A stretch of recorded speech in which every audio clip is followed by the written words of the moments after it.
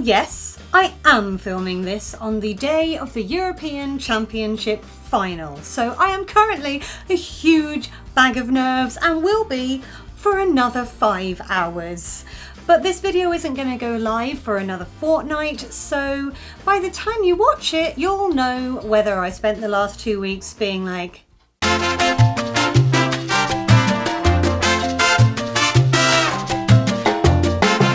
or whether it was more a case of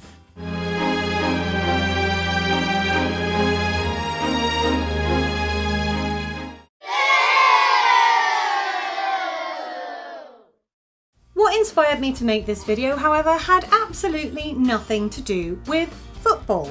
It was actually a podcast I was listening to yesterday, on which one of the hosts said that a year or so ago she decided to not use social media for any personal reason ever again. She only uses it now to promote her business, and she says she is much happier as a result. Hearing that made me question whether I could ever do that, and the answer was a resounding no.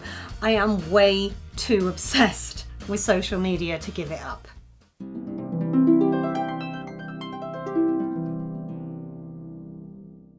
That said, there are times when I wish I could step back from it a little bit. For example, the platform that I use probably most often is Twitter, and I have a tendency to speak my mind on Twitter. I don't have any opinions that I would consider controversial, but I'm probably the epitome of a woke liberal. So I talk a lot about ending racism. I talk a lot about pro-LGBTQ+ stuff, and some people consider that controversial. I also am very much not a fan of our government, and I'm not scared of saying that I really dislike our current government, and that can get people riled up if they happen to be supporters of Boris Johnson and co. Why would you be? What's wrong with you? Anyway, now that's not all I use Twitter for. I am also one of those people who just says random stuff or shares what I've been up to that day. But when I do say something political or about one of my beliefs and it gets retweeted and somebody with the opposing view comes into my timeline, I don't mind, as long as that person is, like I am, prepared to have a polite discussion about it.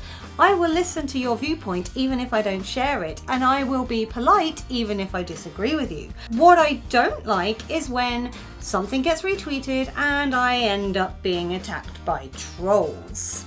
I've talked about trolls before on this channel, so I'm not going to go on and on and on about it, but suffice to say, I am a very sensitive person, and having negative messages from somebody who's chosen to read something that I have said and respond with a personal insult about my looks or my character or anything else like that, it really genuinely does affect me. And if I've had a tweet that's been retweeted a couple of times and I get people in my timeline being all "Wah!" and not sensibly discussing things at all, just attacking, it can actually ruin my day. Oh my god! All I said was I'm gonna carry on wearing a mask in shops after July the 19th, and you called me a hideously ugly bedwetter who should probably wear a mask for the rest of her life. I mean, why can't people be kind? I block a lot of trolls on Twitter. In fact, I have started preemptively blocking people. If someone I follow sees something horrible and bigoted or racist or homophobic and they quote tweet it to say, "Look at this awful person," I tend to go to the awful person's profile and just block them in advance. I also go through the responses to their horrible comment, and if there's lots of people being like, "Yeah, stone the gays," or something, I tend to preemptively block them as well. Yes, we've never interacted, but I don't want to interact with someone like that, and it just saves me the trouble of doing it later. People do sometimes tell me, "Emma, if you're that sensitive, maybe restrain yourself. Don't talk about politics. Don't talk about your opinions on anything on Twitter. Just stick to talking about boring stuff like, I don't know, grass." But I'm not going to be different on social media to how I am in real life. And in real life, I am passionate about the issues I care about. I wear my heart on my sleeve and I talk about things and say, this is my view. And everybody is allowed to do that on social media, even if your view is vehemently different to mine. As long as your view isn't harmful to everybody around you, then you're entitled to express it. So I'm pretty open and honest on social media, and I do that for two main reasons. Number one, because when you're open about how you're really feeling and you're honest about some of your life experiences, you never know who's going to be randomly scrolling one day and come across something that helps them.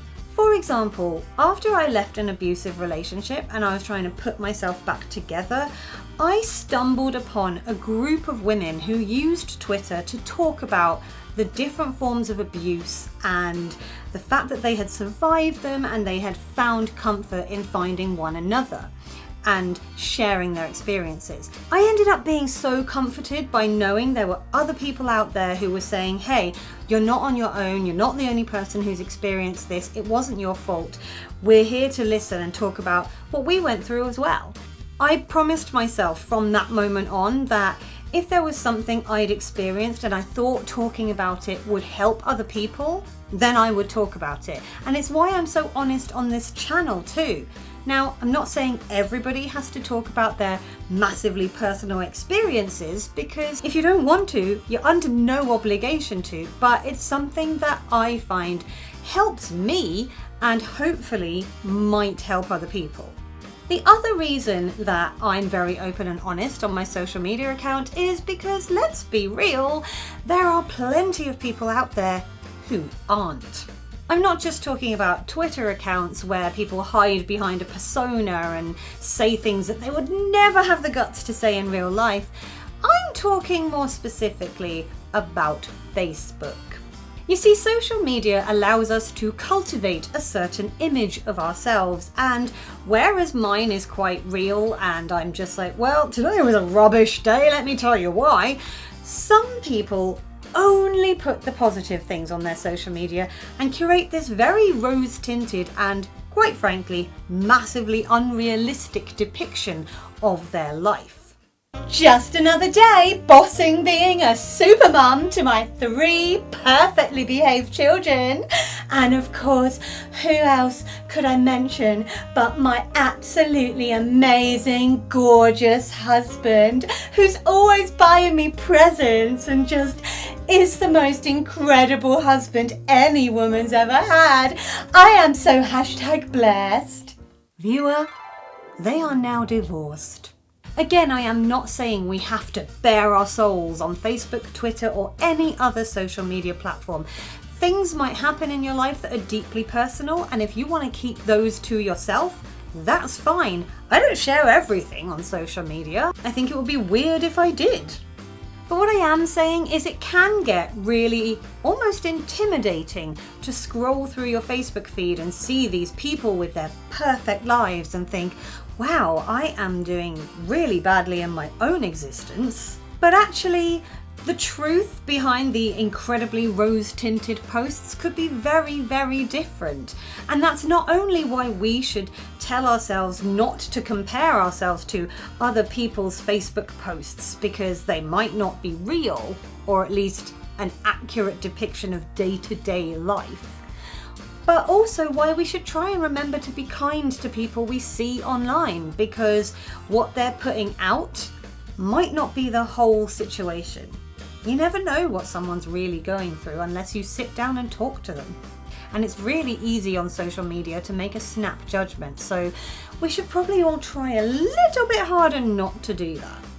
Facebook and Twitter are my main social media platforms of choice.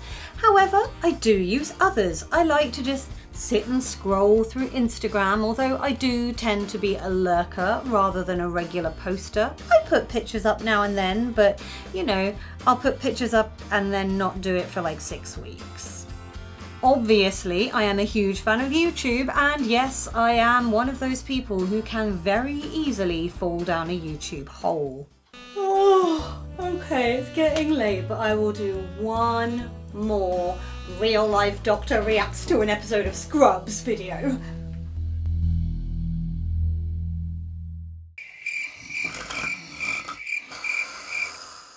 But Facebook and Twitter are definitely the two I use the most. Every day I wake up and check my Facebook memories. It's just a thing that I do. And I use Facebook Messenger to talk to Leslie all day long if I'm not actually going to see her. So yes, I'm pretty partial to Facebook, even though I know there are many reasons why I shouldn't be.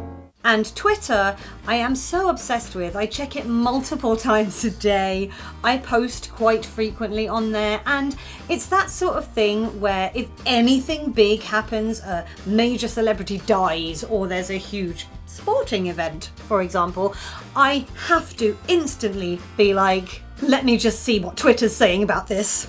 So although it may bug me from time to time, I am definitely somebody who loves staying in touch with people on social media, likes to express myself on social media, and really am very unlikely to give it up anytime soon.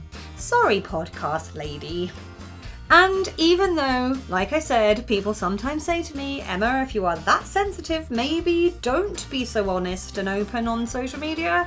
I'm probably going to keep doing that too, because I never learn.